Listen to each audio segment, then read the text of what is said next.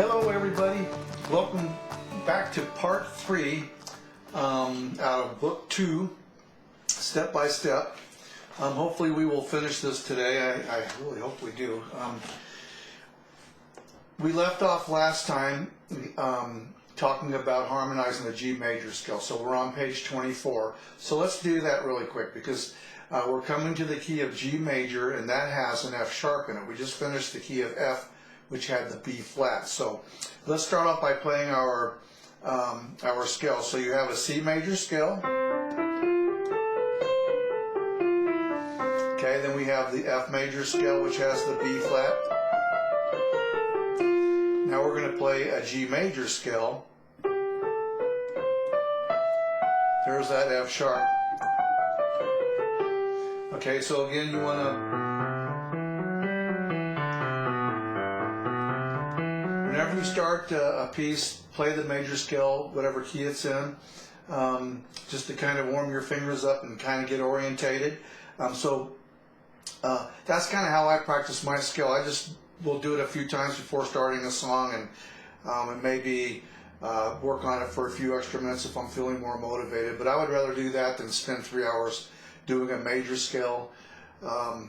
It would be better to spend your time doing a pentatonic scale, a major pentatonic or minor pentatonic, or some kind of scale that's going to give you some derive some benefit. Okay, that's kind of my take on the whole practicing of the major scale thing. But I have to admit, when you do practice the major scales, it does get your fingers going pretty good too. So I'm not completely against it, but I think you could spend a lot more hours practicing something, a different pentatonic scale, something that you're going to actually use when you're playing.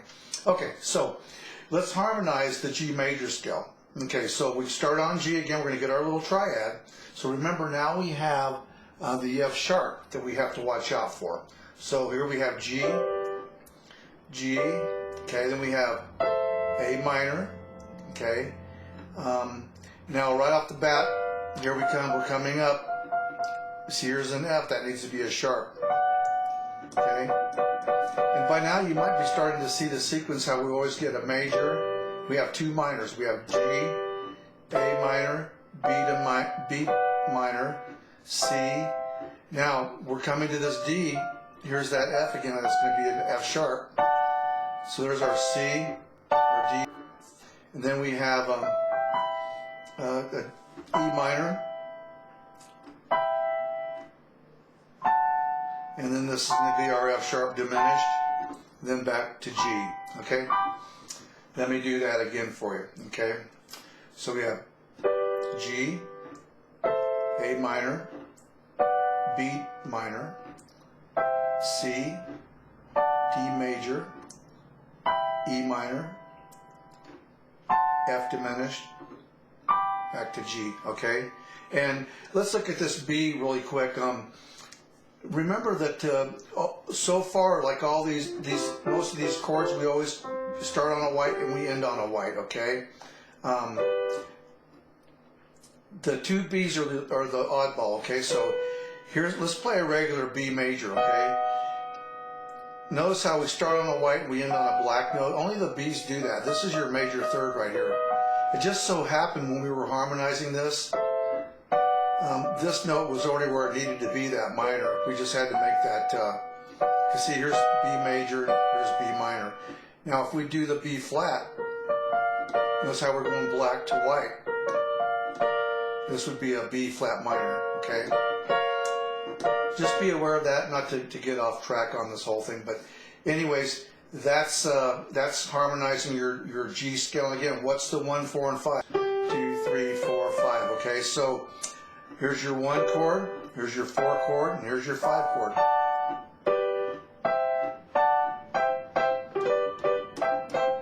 And again, that 5 could be a 7. We're not going to worry about that, but when you're playing these songs, just look for those chords within the song, okay? If that's kind of like once you really learn it, and especially if you're working on a song that's giving you a problem, that's when it's really good to see all this stuff. So let's dive in and do Little Chipmunks. So we have, again, you have that sharp at the very beginning, the F sharp, so you know you're in G. And look at where I'm starting too. Starting right off of a G chord.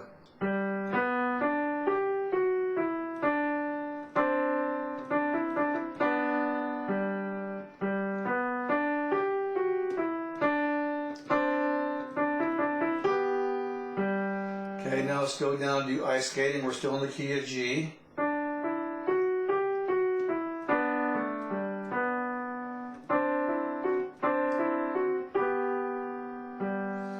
Okay. Three Blind Mice. This one is like one of my least favorite. I don't know why they always put these in these books, but let's just do it and get it over with. And I'm warning you, this one could be confusing. So let's just kind of take it real slow here. So and it's mostly just confusing with the timing. So we're in 3/4. We're in the key of G. So we've got 1, 2, 3, 1, 2, 3, 1, 2, 3. Notice we have this tie. So we're going to go 2, 3, 1, 2, 3, 2, 3, 1, 2, 3, 1, 2, 3, 1, 2, 3.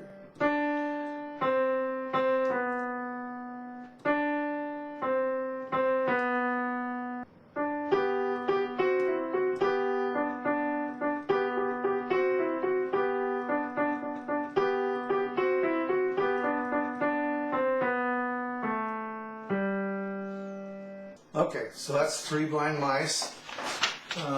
Then we get to page 26. We just have these more exercises. You want to go through and work through those, make sure you understand them. If you have any questions, just send me a message or something. Should be pretty straightforward. So now we have 2-note chords, okay? And you can see how these are written on the line. They're just connected together, and also notice how they're stacked. You know you're going to have a white note in between when you see it going from line to line or space to space. And again, you know, one of the advantages of a guitar player is that they just see the chord name and they know that shape, they associate it with the shape. So as a piano player, we need to get used to looking at those 2 notes and knowing, you know, that it's going to be those 2 notes. It's basically just the top part of a C chord. Anyways, let's give this a try here.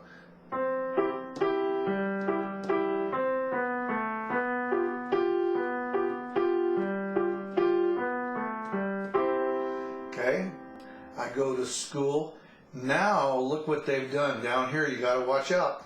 They've shifted back to the key of F. Okay, so now you have that B flat. And like I said before, sometimes if you're not aware of this, you start playing a song and you cannot figure out why it sounds so horrible.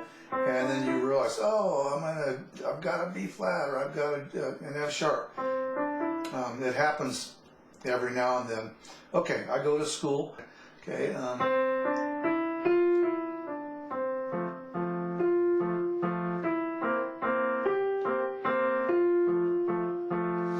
Okay, now we get into Japanese fan. We're starting with a D with your thumb.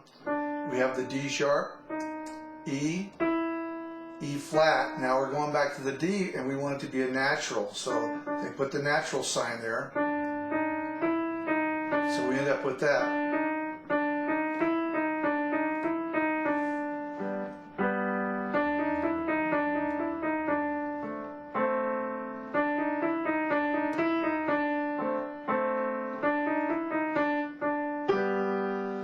Okay, that's Japanese fan. Now they're giving us the new E note, okay? So notice where that is on the staff. We said that on the bass clef, that it spells Ace Garage, A-C-E, and then the top space is G, okay? And notice that this E is right on that space where you have that little dot. There's that little bitty tiny dot next to it. I always think of the girl's name Dot E, okay? That will help you remember that that space is E, Dot E. And again, another kind of way of associating those notes. And again, they're showing you at the bottom of the page how it's related to this low C that we already learned. Again, notice how it's going from the low C space to space. You know you're going to have a white note in between when you see that. Okay. again, I might point out, going back up here to the top on Japanese fan, and when we get up here, let's look at this just real quickly, okay? This G and the B. See how they're both stacked on top of each other? Here's your G. See how you have a white note in between when they're stacked like that? Eventually you're going to start getting used to seeing those relationships. Okay, so now let's go to page 30. You can see again we're playing a C arpeggio. So 1, 2, 3, 1, 2, 3. 1, 2, 3, 1, 2, 3. Okay. Again, there's not much to say about that one. You're in the key of C, just you know, going through the arpeggio. You can kind of see if these were, you can see how you're going space, space, space, so you know that's going to be a C chord.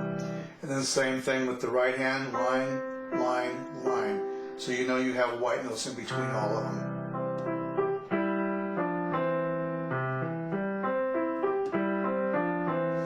Okay, colored lights.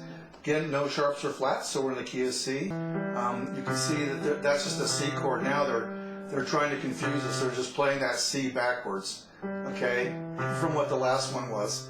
They're pretty sneaky. The other thing to notice is notice on the top line that they're toggling. They've got this G note going all the way across. It's good to see relationships like that. And again, as they're starting to get a little bit more complicated in this book, you can just do just one hand at first. Let's just look at the top measure for the fun of it. Second measure.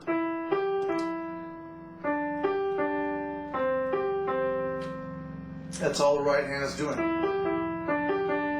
So now you have the left hand.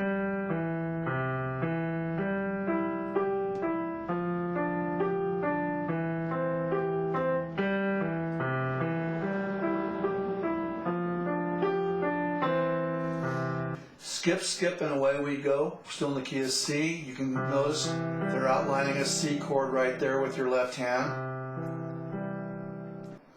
Here we go. Let's see.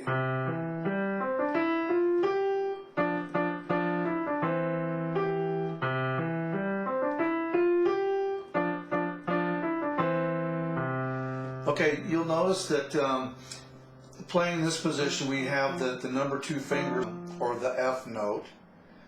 You'll notice that in this one here, we have the F note and the D played with number 2 fingers. Okay, what's happening here? Again, we're playing C to a G7.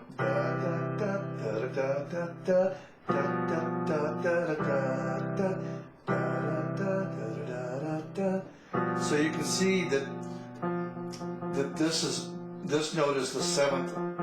It's the 7th of the G, okay?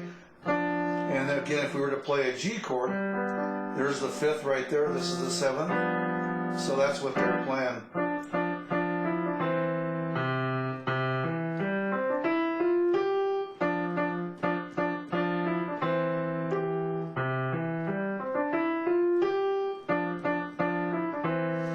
Okay, so just bear that in mind. That pops up quite a bit too. And like I said, you're going to see this combination. So like in the key of C, you want to start recognizing that as a G7th. Again, if I play a G, 1, 2, 3, 4, 5, 6, 7. Okay, there's the F sharp. If I flat it, see that? There's your G7th, okay? But if I put the G, this G down here, put it back on top, there's that dissonant sounding G7th, okay? So whenever you see those 2 dissonant notes together, you're going to know you're playing a G7. Okay, so let's go the new D. Okay, let's look at this real quickly. The D is easy to remember on bass clef. I like to use on the lines, good boys do fine always. Okay, I want you to use that memory trick because on the treble clef, it's every good boy does fine. On bass clef, good boys do fine always. But this is easy to remember because the D is right smack dab in the middle. Okay, see it right there? It's the very middle line. So treble clef, the B is the middle line. bass clef D is the middle line, okay? That should help you remember that. So let's do Song of the Cello. Okay, 1, 2, 3, 4, 1, 2.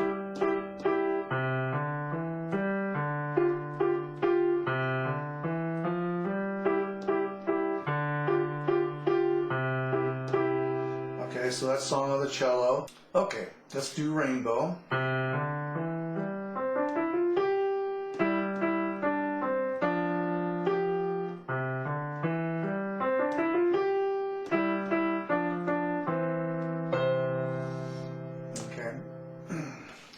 You'll notice that they had that F and that D in there, which was probably going to the G7th, okay? So early morning, we're back in the key of C now. I was thinking, I want to point something out to you. Notice again, when you get here, notice how you're going space, line, space, line, space. So you know you're going to have just one note after the other. There's no sharps or flats, so you know you're going C, D, E, F, G, okay? You're walking right up the scale. 1 and 2 and 3, 4. 1 and 2 and 3, 4.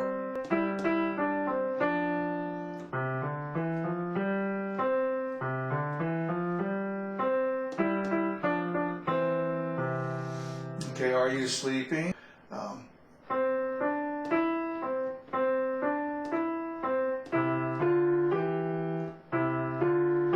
Right here, you're going to put your fourth finger where your pinky was.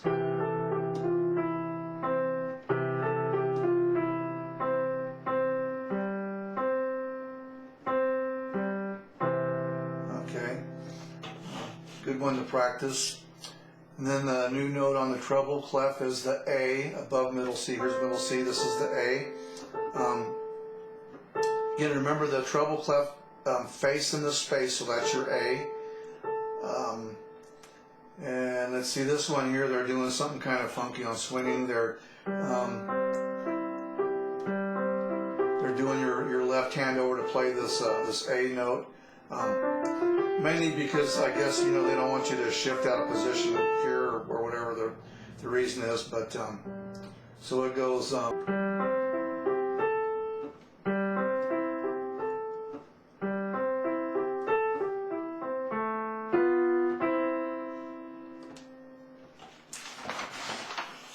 okay, change of fingering. Okay, so now they're talking about finger marks. So we're back in the key of F. And basically here they're just telling you to be aware of the finger markings, and it really is nice when they put those in there. Sometimes I don't agree with all of them, but 95% of the time it's like I do exactly what the way they have it. So let's look at what they've got going here. We're in the key of F. They're starting with your third finger on the F. A lot of this too is just getting orientated before you start a song. Oops, forgot about that B flat.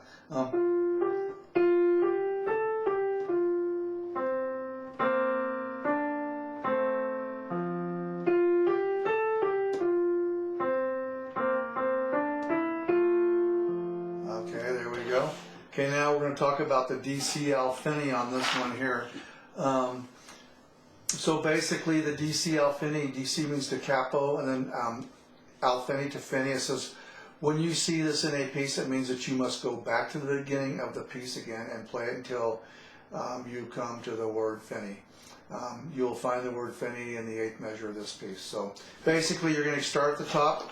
You're going to go all the way through. You see this DC Alfini means the capo or the top. So you go back to the top and you end right here on fini.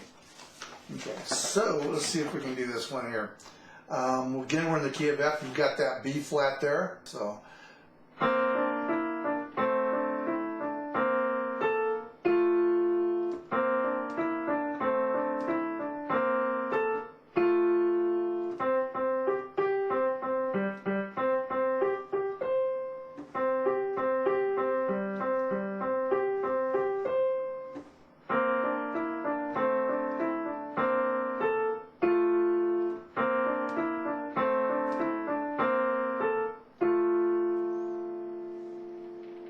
Okay, funny little bunny rocking chair. I'm just going to kind of zip through these here. Looks like nothing new here.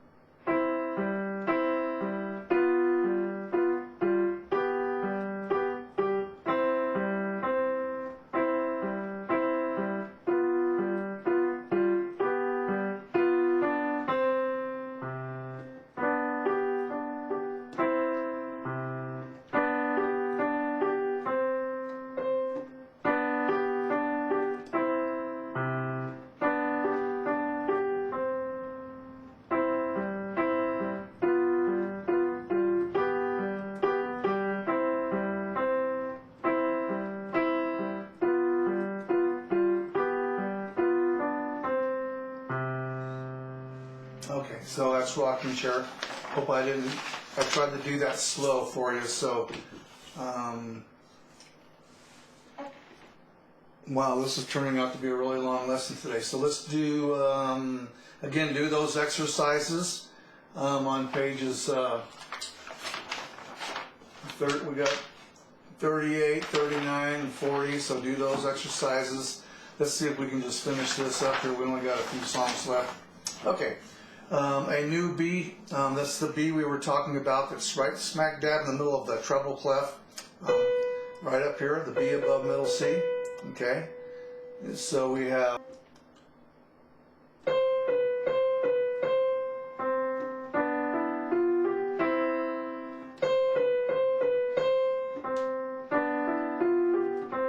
okay,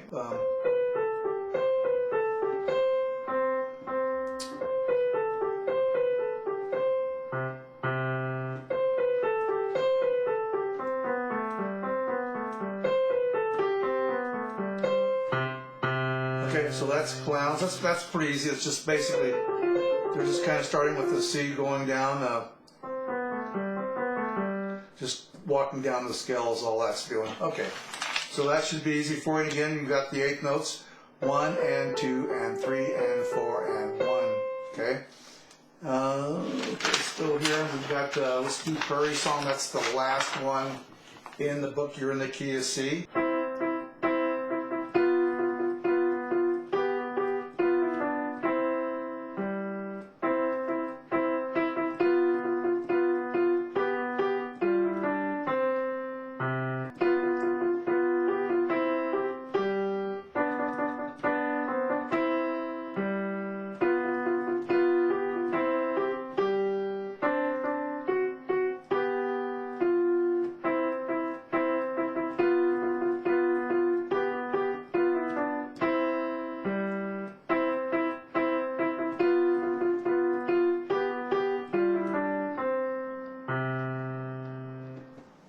Okay, anyway, so then you've got the final checkup on page 43, so definitely do that, and that will complete the step-by-step book 2, and then we will go through and do pieces to play next time. So practice this book and then book 1, and also find any kind of kids books or any used books you can get your hands on. You want to find easy stuff to read, and just keep plugging away at it, and you will get better, I promise you. So anyways, have a great day. I really, really appreciate it, and subscribe to my website, and leave any comments. Feel free to leave any messages with me, and I'll be glad to help you out, and we will see you next time around. Okay, thanks very much. Bye-bye. Catch you later.